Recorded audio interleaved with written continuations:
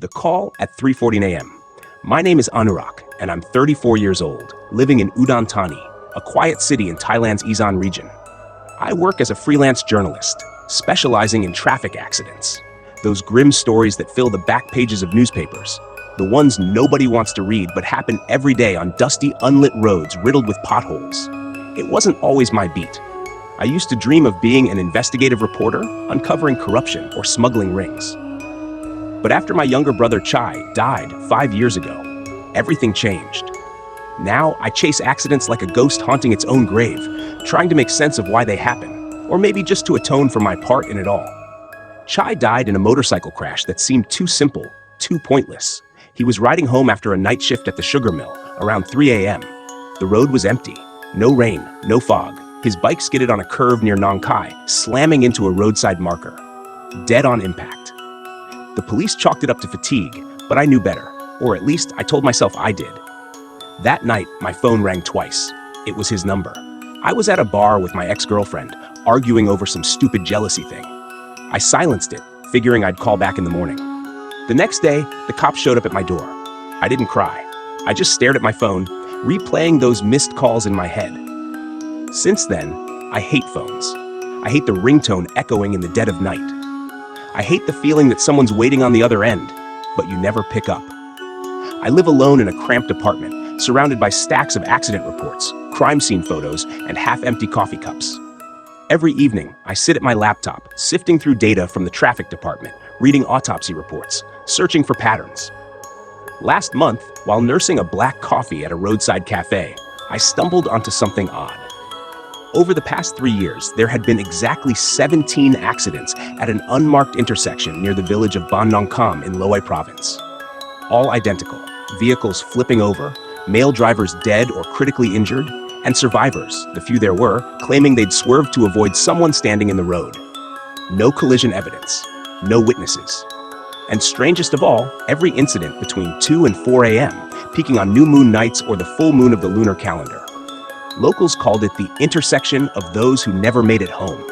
It sounded like rural folklore, but 17 cases?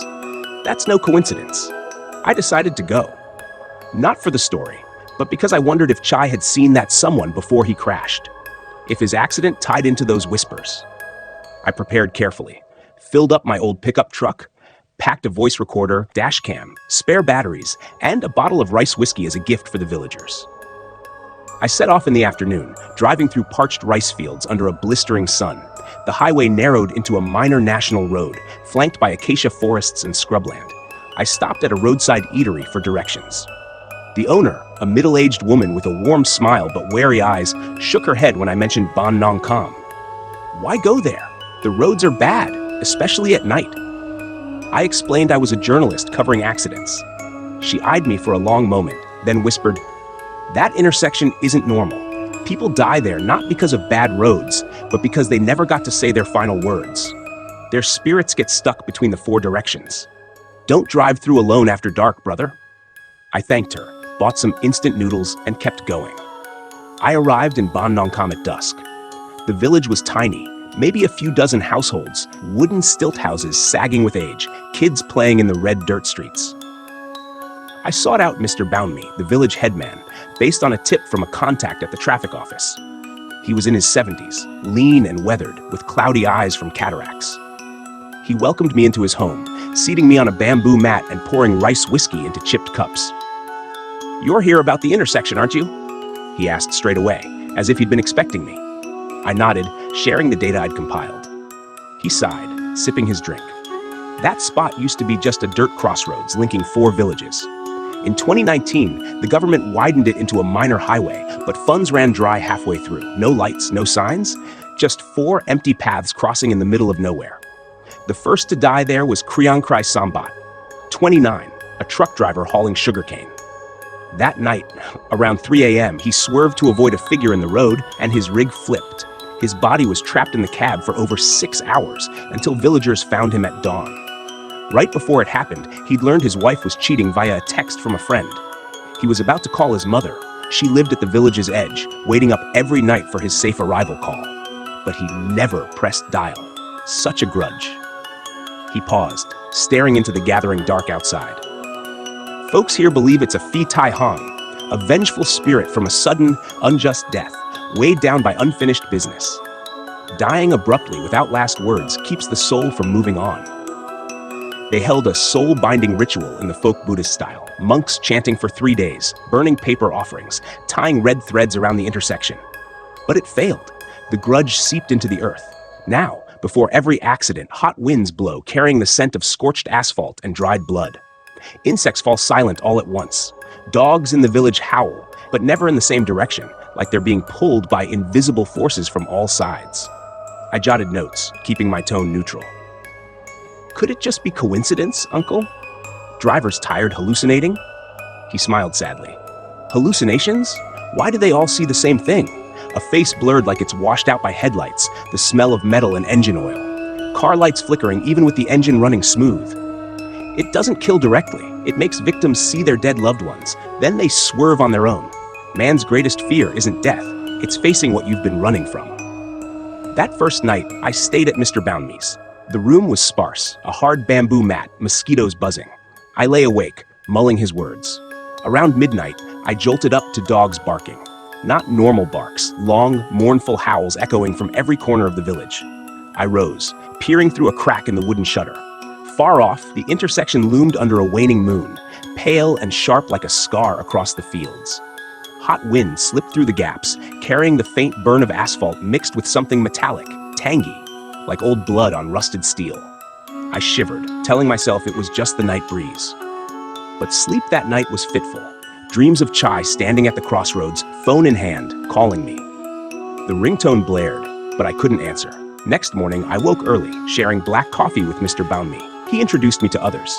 First, Samchai, a survivor from a year ago, about 40, face scarred, right hand trembling as he held his tea. I was hauling goods from Lo to Udon, hit the intersection at 2:30 a.m. Suddenly, my radio crackled on, playing my father's old favorite song. He'd died 10 years back. I turned it off, but it came back louder. Headlights started flickering. In the middle of the road, I saw him, face hazy, waving like he was calling me over. I yanked the wheel, truck flipped, lucky to live. But now, I don't drive nights. On full moons, I dream he calls, asking, "Why didn't you pick up?" I interviewed more. An old woman described the failed ritual. Monks chanted, but winds kept snuffing the candles. Red threads snapped by morning. A young man mentioned sounds, not just radios. Phones ring with no signal. That dialing tone, like someone's trying but no one answers. That afternoon, I walked to the intersection alone. By day, it was mundane. 4 cracked asphalt paths meeting, weeds sprouting, skinny acacia trees on the edges. The air was stifling, hot gusts stirring damp earth smells. I paced it, snapped photos, measured distances. Nothing out of place. I hid a mini dash cam in the bushes, hooked to a battery pack, aimed at the center. We'll see tomorrow, I thought. Evening, I dined with Mr. Boundme. Sticky rice, grilled fish, forest greens. He shared more on Kriankrai. Good kid. Always helped villagers haul stuff for free. His wife cheated with the plantation boss. He knew, but never told his mom he forgave her. She still waits by the phone every night at exactly 3:14, his usual smoke break spot at the intersection. 3:14 a.m. I retired to my room but couldn't sleep. The clock hit 3:14 and my phone buzzed. Screen read unknown, no number. I stared. Signal here was spotty. How? It rang 10 seconds, then stopped. Call log, empty. Glitch, I muttered. Second night winds picked up. I woke at 1 a.m. to insects suddenly silent. Then dogs howled. I stepped onto the porch, gazing at the intersection. New moon, pitch black. Faintly, a radio tune drifted from somewhere, an old Luck Thung song, singer's voice raspy, but few homes had radios. The music faded into the breeze. Morning, I checked the cam. Battery full, but memory card blank. No footage. Tech failure. I reasoned, but unease gnawed. I visited Kriankrai's mother. She lived at the village end, in a shack, rocking on a hammock. Elderly, hard of hearing, eyes dim, clutching an ancient Nokia, cracked screen, always charged. I wait every night, she quavered. My boy promised to call at 3:14. I keep the ringer loudest. She showed his photo. Young man, bright smile, faded t-shirt. He died wronged. Never got to tell me he forgave his wife. His grudge is heavy. I stayed one more night, the third, a full moon. Moon round and glaring, cold light bathing everything. I resolved to test it. Drove out at 2:45 a.m. Old pickup, radio busted long ago, off. Road deserted, tires humming on pavement. 200 meters out, insects hushed. Hot wind whistled through cracks, reeking of burnt asphalt and blood. Radio sparked to life. Look thung. A mother's heart waits through the night. Chai's go-to sing-along on our bar runs. I reached to kill it, knob unresponsive. Volume swelled. Headlights stuttered, engine steady. Heart pounding, I slowed. Then I saw it. In the Crossroads heart, a figure stood. Faceless.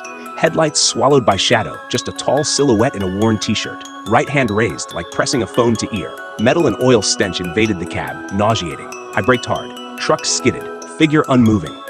From the radio, beep beep beep, like a call waiting. Then Chai appeared. Beside the figure, in his red tee from that fatal night, dried blood staining his temple. He met my eyes, sad smile. "Brother, pick up." I shook my head. Hallucination, exhaustion, stress. I floored it, barreling through.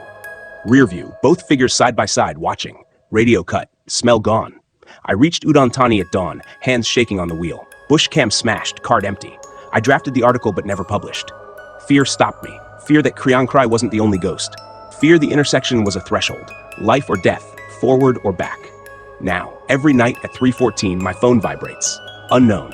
I don't answer, but I know, if I did, no voice. Just hot wind and Chai whispering. You never picked up. I still drive nights. Still cross intersections. Because I get it. That place doesn't cause accidents. It shows you what's lurking in your heart, the unsaid goodbyes, the missed calls. But I wonder, am I already trapped there with Kriyan Krai and Chai? Each morning I stare in the mirror, questioning reality. No answers. Just the ringtone echoing forever in my mind.